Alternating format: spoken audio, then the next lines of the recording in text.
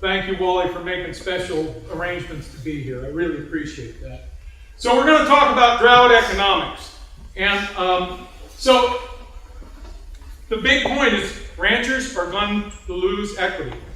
And your decisions are going to decide how much you lose and whether you survive or not. But bunch of MacGyvers. Every time I'm out on a ranch, I'm amazed at the creativity and the ingenuity and the resourcefulness of ranchers. So I think you can work through it. Again, hopefully the information you get either from your neighbors, from somebody that's been around in a couple droughts, or your extension service helps you get through that.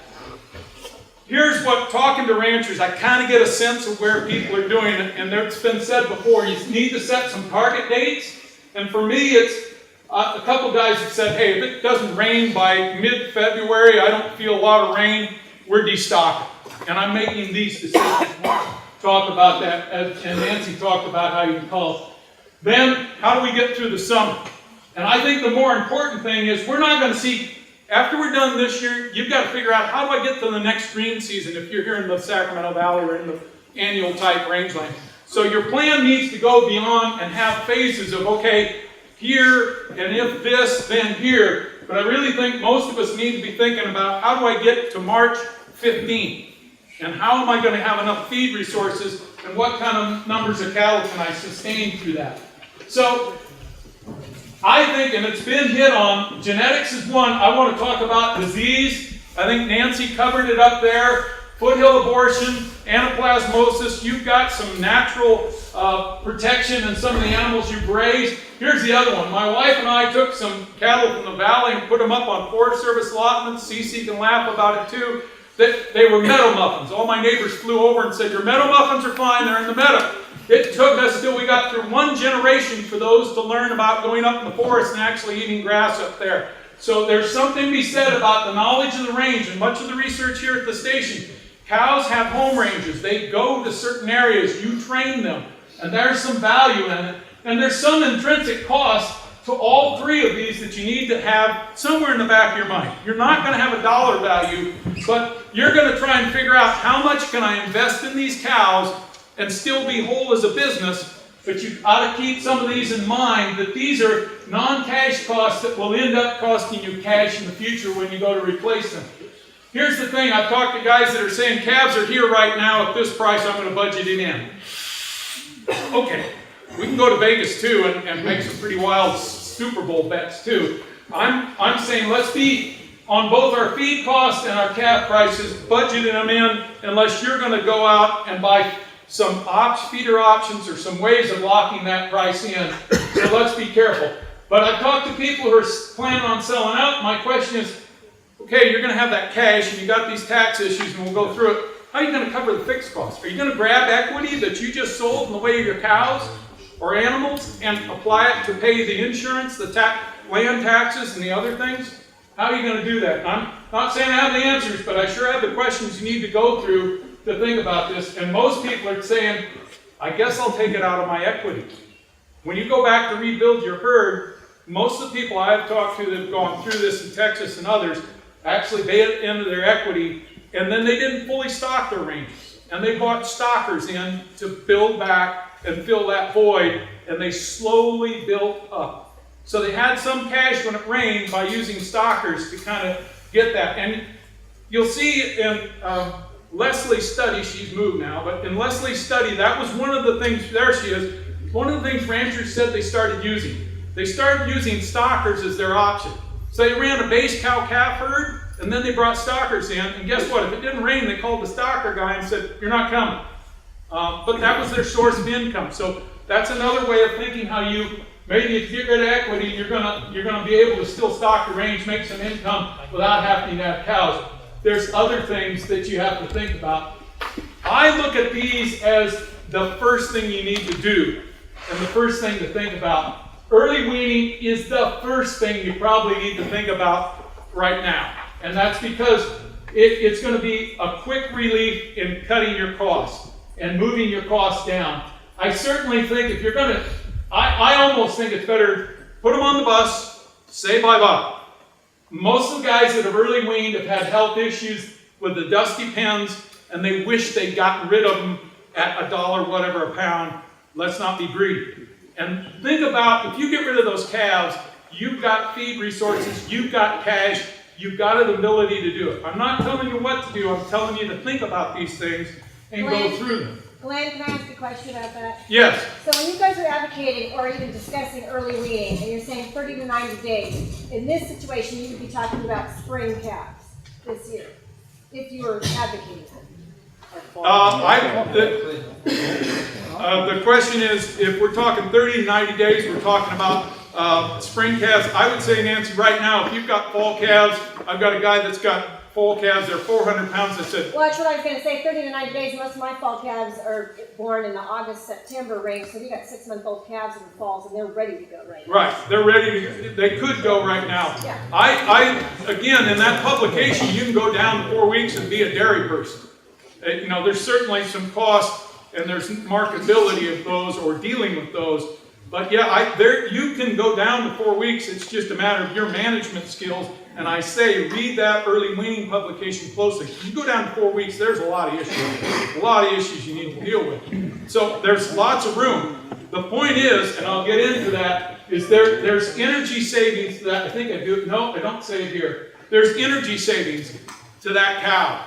Body condition is money. That's money in the bank. And as soon as you jerk that calf off, she's able to maintain body condition, which you're going to have to pay money to get back on her or get rid of her. One of the two. So it's really, I think it is thinking about weaning the calf whenever, as fast as you can.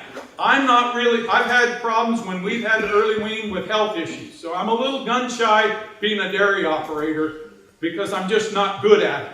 The death loss and the problems with those little smaller calves, they just don't have the body mass for my mistakes, and they don't do as well with it, but people have done it, so I think it's possible. The only other question, yeah, it's possible. The only other question I have is, who buys them? There's certainly people, we kiddingly call them squeakers. People will buy the squeakers, 3 weights, and that my neighbor bought them one year and he had high death loss when he turned them out in Modoc County, but you can do it. You pencil in a high death loss when you're doing it and buying those squeakers because they just don't have the body mass to take pneumonia and survive as well as maybe bigger calves do. So there's somebody who'll pay for it, and certainly now we're looking at steers in that 3 and 4 weight range up near $1.90. I don't know, some people said $2 was on some steer calves. So there's people that'll buy it, and there's calf ranches down here that raise Holstein calves from 2 days old up. So there's people that will buy them, and I think there's a sufficient market. So I think it's there.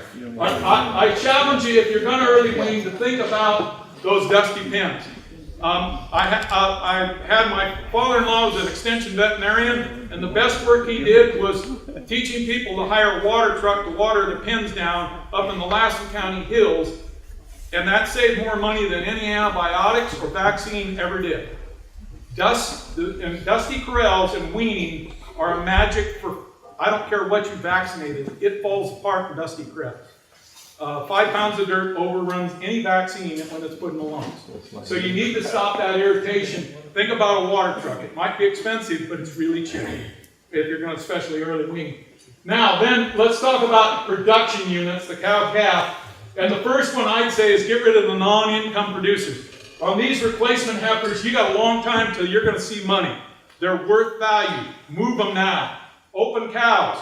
You're going to postpone, you're going to put all this money into an open cow. I think this is no-brainer, but that's the way I look at it. They'd be my next one after early weaning. Get rid of those that you're going to have to invest in before you get a return on.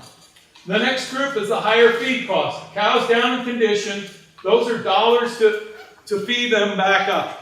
And as you saw with Jim's data, they probably aren't going to breed, and that's what we're telling people to put in their budgets.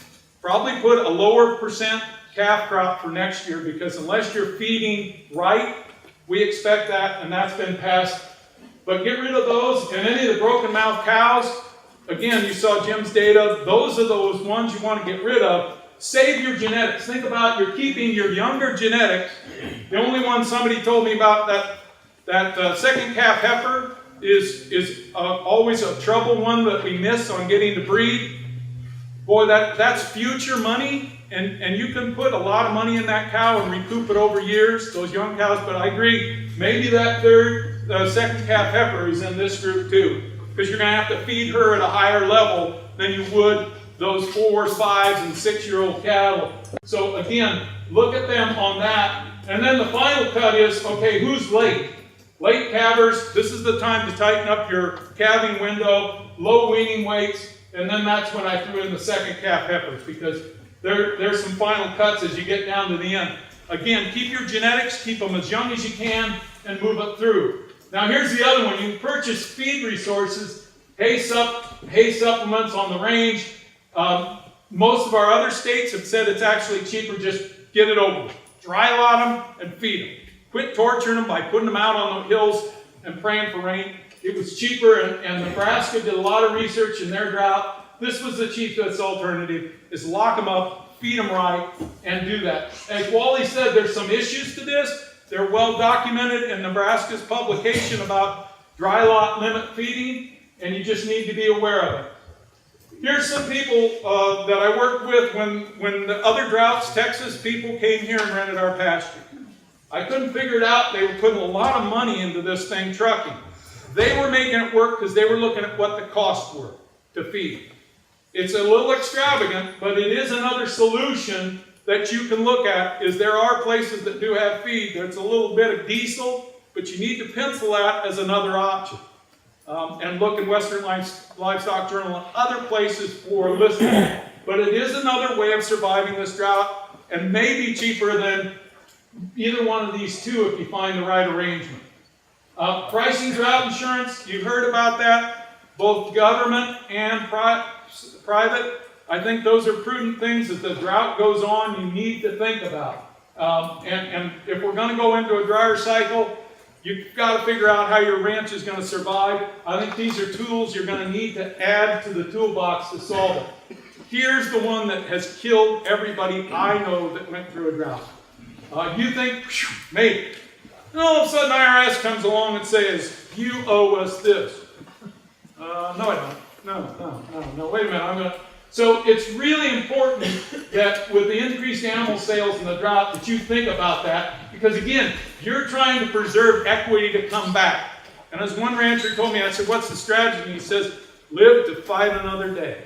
And so my biggest thing is I'm going to preserve equity. And so this tax part is crucial to preserving equity. So I'm going to redo what Justin said, but it's so darn important that if we're going to get it, in the Army, they tell you what they're going to tell you, then they tell you, and then they tell you what they told you. That's what we're going to do here. So first, 451 allows sale of all livestock deferred to the next year. So again, if you're dumping, and we'll talk about that, dumping heifers this year, replacement heifers, think about using that one election to kick those heifers in the next year when you would normally be selling, and you probably have lots of additional costs to deal with. So again, that's where 451 works much better. 1033 allows you to defer capital gains on breeding stock only, sold above the normal for 2 years or longer, if the drought monitor is D2 or worse. So that's why Wally's saying, whoo-hoo, we got to get this monitor right, because if it's still dry here and they're telling you, sorry, you're not D2, you've got to go back and buy cows. So that's why it's important. And as Larry said, the university attorneys have told me I have to say this one. So consult your tax accountant or legal sort, chickens that we are, and make sure. But again, you want to make good decisions. I used to have an accountant that only worked in the black. And boy, did we pay taxes. Now I got one that works in the gray, but he tells me, here's your risk. And you and your wife can go to jail.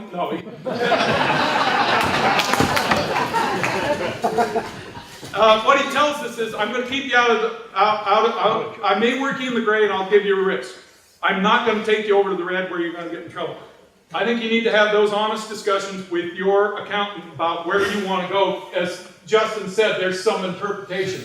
So here's 45 principle again, and as Justin and I cannot find in the code where this is defined. So this is where you need to have your accountant or somebody figure out what this means. We assume, let me say, assume 51% of agricultural income or better you qualify. But the university attorneys have told me to say assume. You need to confirm that before you move forward. This one you can only use if you are cash accounting. If you're using cash accounting. You can't use this if you're on the accrual. To qualify, the producer's county must have received federal disaster declaration. Again, IRS will publish that every September, and as Justin said, it comes off of declarations that are made. And it's trouble to keep track of what do you need for taxes, what do you need for NAP, what do you need. I agree with Justin. If we can get just one, sure make our lives easier. Now, the sales got to be related to the drought, and on my handout, there's a great publication, and I can't remember what university, I think it's Colorado State, but he actually shows you how to file the paperwork for the federal government and what you need to document on that side. He does a great job of actually saying, and here's the piece of paper you need to provide and what needs to be on it. And again, you've got to show the declaration, and he'll even walk you through where you don't have to have a declaration. Now here's 1033, and it's the principal agricultural business again. You got to define that. This is all taxpayers. Either accrual or cash accounting are able to use that. You've got to say, here's my normal culling rate. And then they'll let you average over the years. I normally call 10%. This year I had to call 40%. So then 30% could be deferred on that. To ensure you qualify for tax relief under these code sections, speak to a tax professional. I hope the university attorneys are happy. So if you defer taxes, let's look at this. This is the quandary that many people are in. So I sell pears for $1,500 right now. And let's say when you go back, they're $3,000. You're going to have to make a decision. Do I pay capital gains tax and forego this price differential? How do I make sure that I deal with that? You don't. I'm trying to vision forward that this could happen. You know, one rancher said, I'm going to buy feeder options. I'm not quite sure how that'll work, but he's trying to get some sort of options or some sort of risk relief on how he gets if this situation does occur. You need to kind of think about that. That's something in the future that you're going to have to deal with. Most people in the past have either gotten a loan, had other equity they could reinvest to get their cattle up, as I talked about, brought stockers in, and built back the herd slowly as options that you can do with that. So here's some considerations. Feed costs are your major thing you're going to juggle. Be very sure of how you manage that and getting the lowest cost to manage your animals through this drought. As Wally said, full feed is where we're at. So that's where your emphasis really needs to be, because that's the highest cost you're going to juggle going through this drought. Somebody's asked me, how much can I spend? Oh, boy, you know, you tip the pencil this far. I had one rancher that showed me he could spend $1,500 in feed this year and made it pencil. Yeah, $1,500 in feed cost and could make it pencil. I followed the math only halfway through that. So I would say that is something you need to think about. Thinking about taxes, as Wally said, because sometimes, I don't know what tax bracket you're in, but 28% capital gains tax can sure take the fun out of things if you're doing it. So you need to think about part of that. How much can I spend is where your equity position is, how much you want to stay to keep those genetics, and then the whole tax issues and how you're going to manage that is something you got to work through. The other thing, where are prices going? That's where the one guy said, I'm going to buy some sort of leverage on risk. I'm going to buy feeder options. I'm going to do something, take some of my equity and make sure that I have some hedge against where prices are going on me. I don't know if they can go higher than $1.50 fats, but sure hope they do. So that's why feeder options. And here's the other thing. The banks have been calling me too, and we've had some long discussions. Many of them have said, man, I hope you tell our lenders that it's important to bring us along as they come up with solutions. Because it's a lot easier for us to work with them at that point than halfway through this. And most of you are probably getting hints from your banker, but it's just an important point to think about. We do on the website have a one-page, Larry and I will call it a quick and dirty Excel sheet with average cost of ranches that you can play with to get some quick answers. if I spend this. So what I did is, whoops, go back, pointer. So here's the study that we put together. It's 300 head. You can change that and make it closer to your own. And in one I said, keep everything, feed costs for 1 month, full feed, and then it rains today and consecutively. And here's kind of where we were at $3.25, and I sell the calves for $5.80 on the steers for $1.35. I know that's a little low, but I'm trying to be pessimistic. You lost $16,000 on that 300 head operation. And I know it sounds like I'm trying to lead the numbers, but if you weaned 320 weights right now, sold them for $1.85, you put in the numbers. I'm just trying to show you. Culled 35% of the herd. Okay, you've got $86,000 in additional cattle sales that you're going to hopefully be able to defer. You've got an additional $12,000 in income because you got rid of these calves and they're out of your way before you put a lot of feed into the animals and you're reserving it for the cattle. So the point being, and again, this is quick and dirty, but it's to start getting you thinking that maybe you need to pencil through your options. Maybe it's not as bad as you think. Look at getting rid of those calves, right? The market's here today. I mean, there's some $2 calves to be had. Don't get greedy. Start thinking about how you can cash flow up and get rid of animals. And maybe feeding them yourself isn't the wisest thing. So, again, those budgets are on, Ken Tate has it on his website, the field station has it on its. It's a one-pager, and I really implore on you to do some what-ifs. There's certainly much more complex analysis that you could do, but please, this won't take you too long to try something.